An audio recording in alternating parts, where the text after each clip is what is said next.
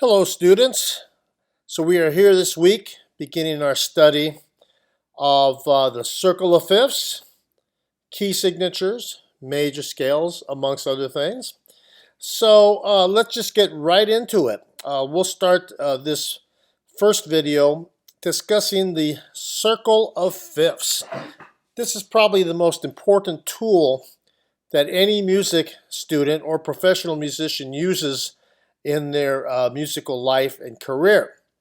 And the way it works is it takes this idea of keys and it organizes them into a mathematical chart. So let's talk really quickly about the idea of keys. When we talk about things being in a certain key, or singers singing in a key, but the key might be too high for them, so the key has to be lowered. What we mean by key is, and I love this chart because it's really about color. You know, where do we hear the color of a piece? So if we listen to something like Jingle Bells, Jingle Bells in the key of C would be here.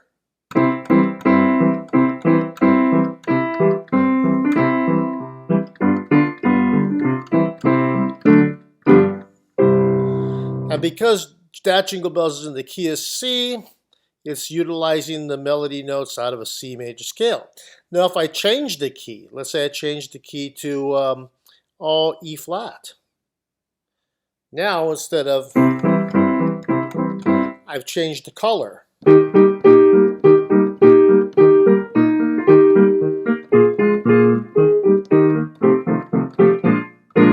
What if I change key? I'll go up a little bit, key of F. I'll change the key to G. I'll change the key to A flat.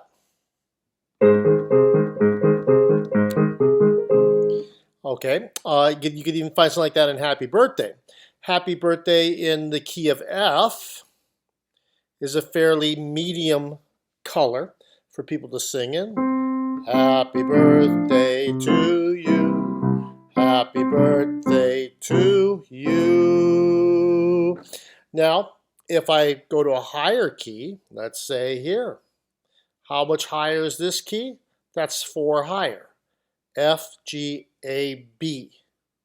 Then, instead of going, happy birthday to you, happy birthday to you, I've changed the key. Happy birthday to you, happy birthday to you. Let's say I go up again to an even higher key. Happy birthday to you, happy birthday to you. Now the key is getting too high for my vocal range. So you'll often hear references to pieces of music being in different keys, and it all refers to, again, where is this color of sound based. Now when we look at our circle of fifths, for right now all we're worried about is this outer part of the circle. Okay, we'll worry about this part. These are the minor keys and minor scales. Right now we're just worried about these. These are all the major scales. So every single major scale is constructed the same way. The idea that if we start on C, I go up to C, we got a, and of course that construction is whole, whole, half, whole, whole, whole, half. Okay, so as long as I start on C and I follow that sequence, I'm going to get a C major scale. If I come up here to the key of G, I'm going to start on G, go up to G,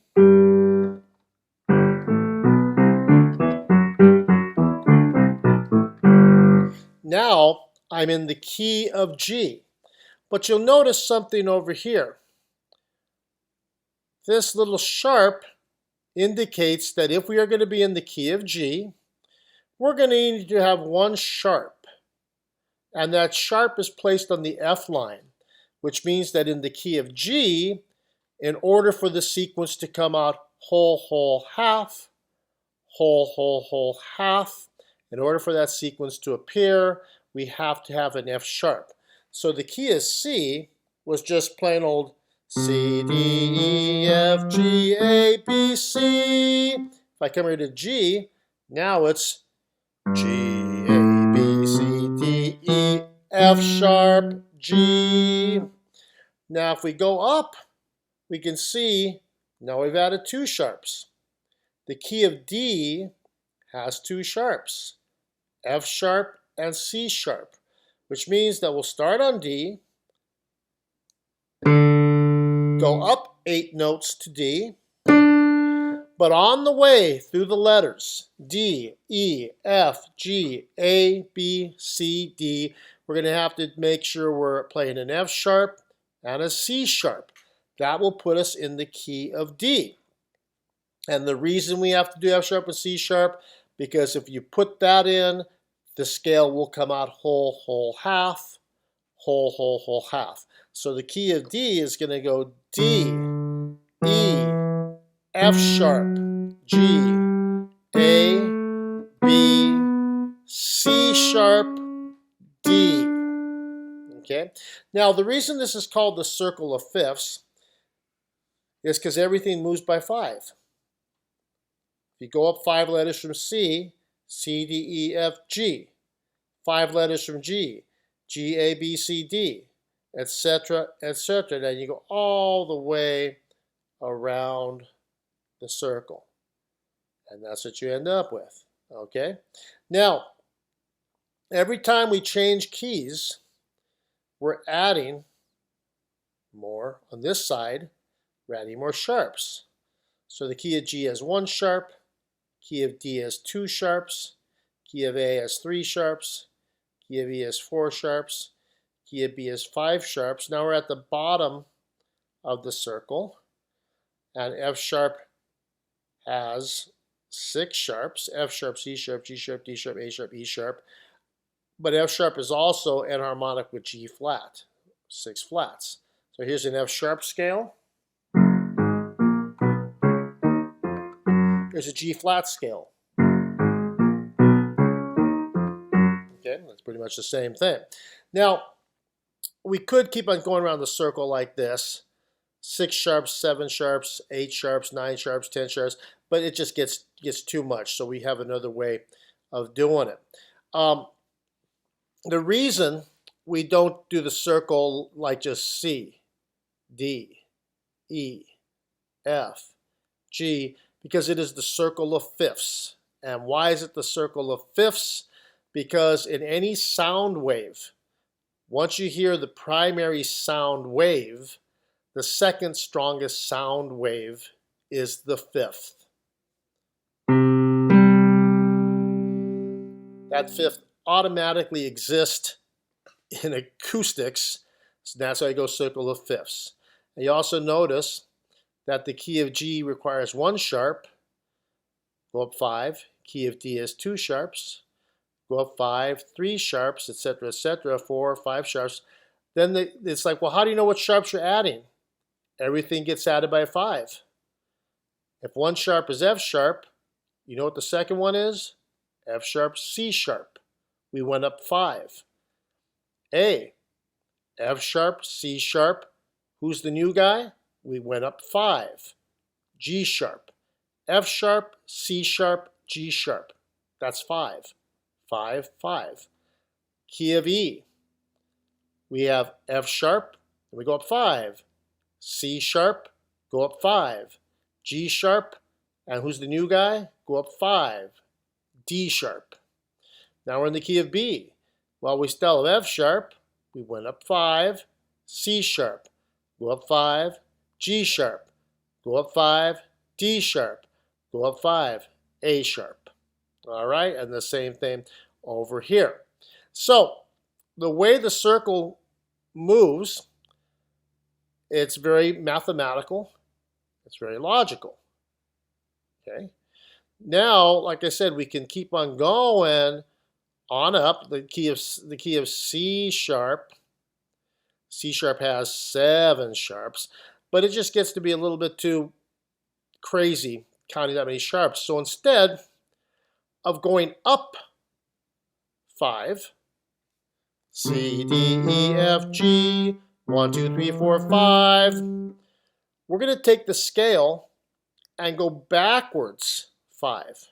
So if we're going up, 1, 2, 3, 4, 5, 6, 7, 8. Go down 5. 8, 7, 6. If I go down 5 from here, C, B, A, G, F. I'm on F. Okay? So when the circle goes up this way, we're going up 5. When the circle, imagine this is a clock. The clock is moving forward 5.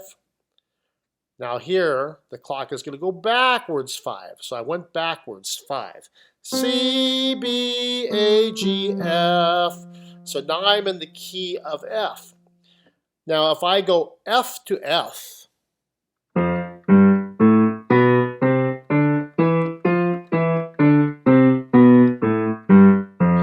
problem is it didn't come out whole, whole, half, whole, whole, whole, half. The only way that it comes out whole, whole, half, whole, whole, whole, half is we have to have a B flat in there. So the key of F has one flat, and that one flat will be B flat. So if you're in the key of F, or playing an F major scale, or a melody in the key of F, you have F, G, A, B flat, C, D, E, F. Now we can keep on going backwards 5 all the time. If I go backwards 5 from F, F, E, D, C, B flat. I can keep going 5, but we can make it simpler. Instead of counting backwards 5 to F, C, backwards 5, let's count forward 4. It'll take us to the same spot. So from C, go up 4. C, D, E, F. Great. From F, go up 4. F, G, A, B flat. Whoops, B flat. That's our next spot. The key of B flat has 2 flats. Why does it have 2 flats? Because it needs a B flat and E flat for it to come out whole, whole, half, whole, whole, whole, half. Here's a B flat scale. B flat, C, D, E flat, F, G, A, B flat, A, G, F, E flat, D, C, B flat. Now, we could count backwards 5, but let's count up 4. It's the same, it takes us to the same place. So from B flat, we go up 4. B flat, that's number 1. C, number 2. D, number 3. E flat. Now we're in the key of E flat. The key of E flat has 3 flats. B flat, E flat, A flat. Go up 4 from here. E flat, F, G, A flat. Why did I say A flat? Because in an E flat scale, A is flat. So now I'm in the key of A flat. Now from here, start here and go up 4. A flat, B flat, C, D flat. So the key of A flat has 4 flats. Those 4 flats are B flat, E flat, A flat, D flat. And now we're in D flat. The key of D flat has 5 flats. Now the question is, well, how do you know which ones you add? Over here, this side of the circle, we go up by 5. The sharp side, everything moves by 5. As we add sharps, we move by 5s. On this side of the circle, the flat side, go by 4. F, go up 4. B flat, go up 4. E flat, go up 4. A flat, go up 4. D flat, go up 4. G flat. So, if the very first flat is B flat, what's the second flat? Go up 4. B, C, D, E. If the key of E flat has 3 flats, everything moves by 4. B flat, go up 4. E flat, go up 4. A flat. If A flat has 4 flats, what are those 4 flats? B flat, go up 4. E flat, go up 4, A flat, go up 4, D flat. And we go to D flat is 5 flats, B flat, up 4, E flat, up 4, A flat, up 4, D flat, up 4, G flat.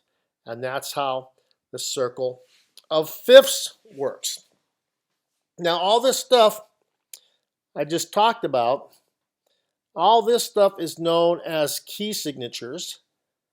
So if you're looking at a piece of music and it has something like you see 3 sharps, this tells us that we are immediately in the key of A.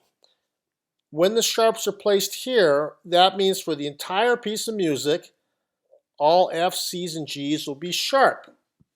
So you don't have to put those accidentals in for the rest of the music. They're just assumed that they're there. So if you're bopping along on a piece of music and you see an F, just an F, the assumption is that you remember you're in the key of E and you will play those F's, F sharp. Okay, so let me go to the other chart.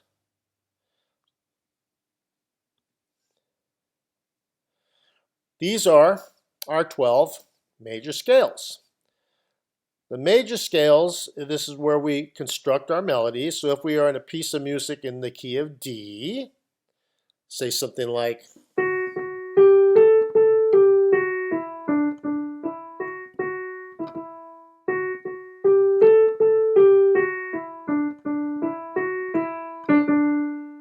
I just played that in the key of D.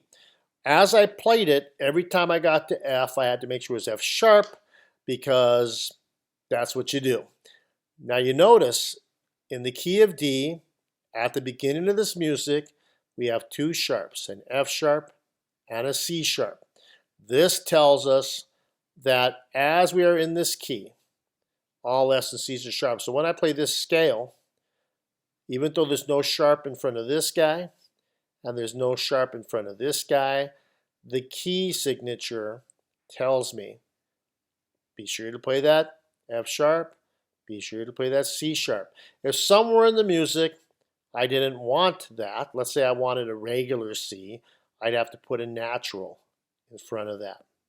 Okay, so this scale is D, E, F sharp, G, A, B, that's C sharp. Does it say C sharp?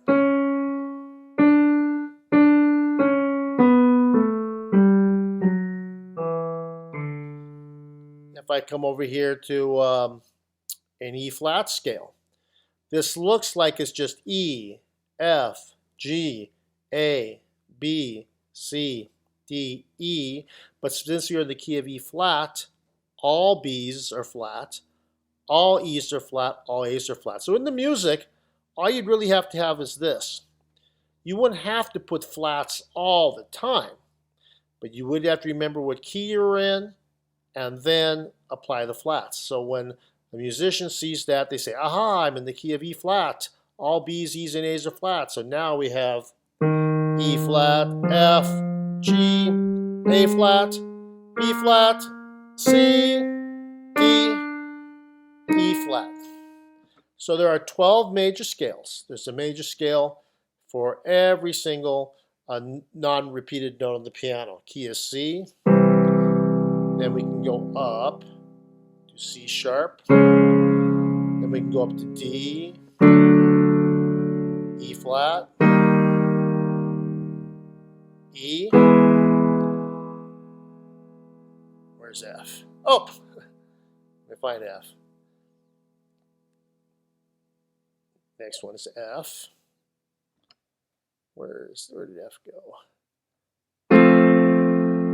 Then we go up, we're at G flat, which is also F sharp. Go up to G, go up to A flat. Where's the order? A flat, A, B flat. Where's B flat? B flat, B, and we're back to C. So those are your 12 major scales. And again, later when we learn about harmony, all our chords are related to what is happening in a major scale. So now let's talk a little bit more about this idea of key signatures. At the beginning of every music, we've got, or even, in the music, if there's a key change, like if I'm playing Jingle Bells, I can put a key change.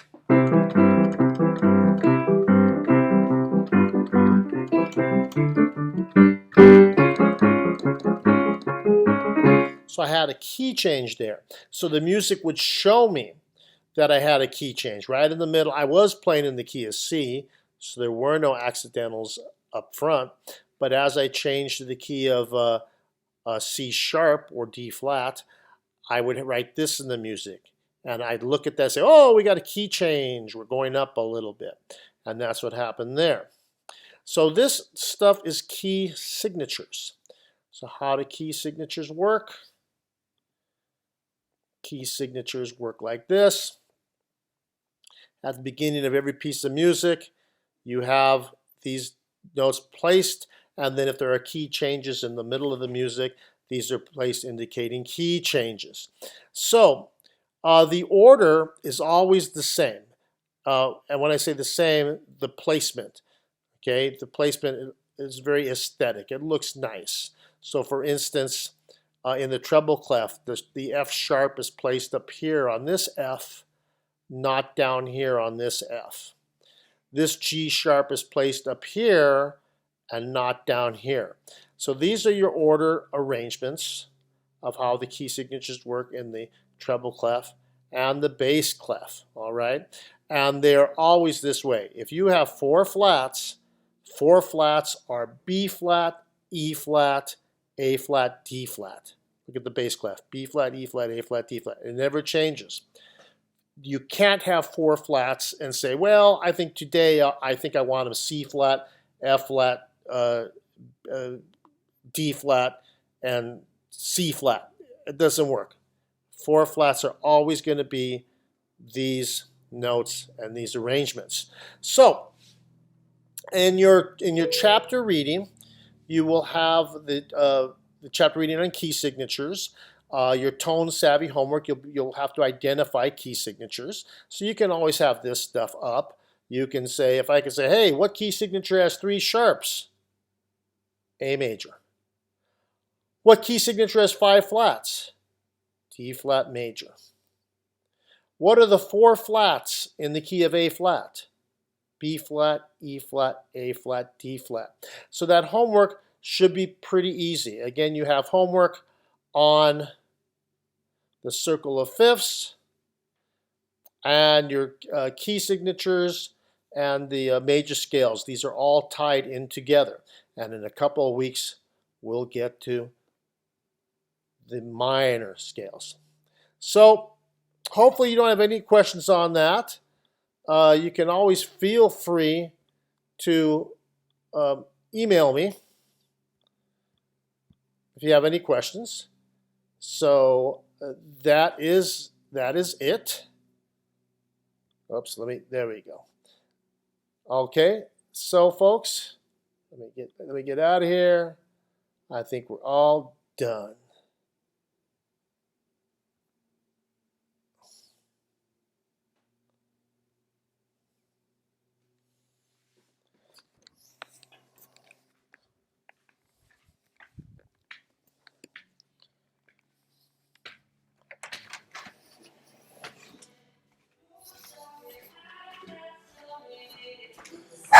Come on.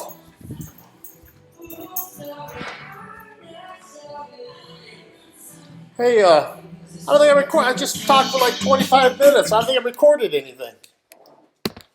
God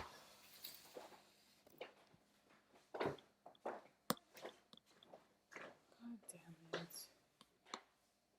Where is it? Did you press record? Yeah. Did it have you save it as something? Nothing. I pressed. You told me what to press. I pressed it. I started talking. And it went 3. Yeah. I waited. I'll do it again. It's still recording. Oh,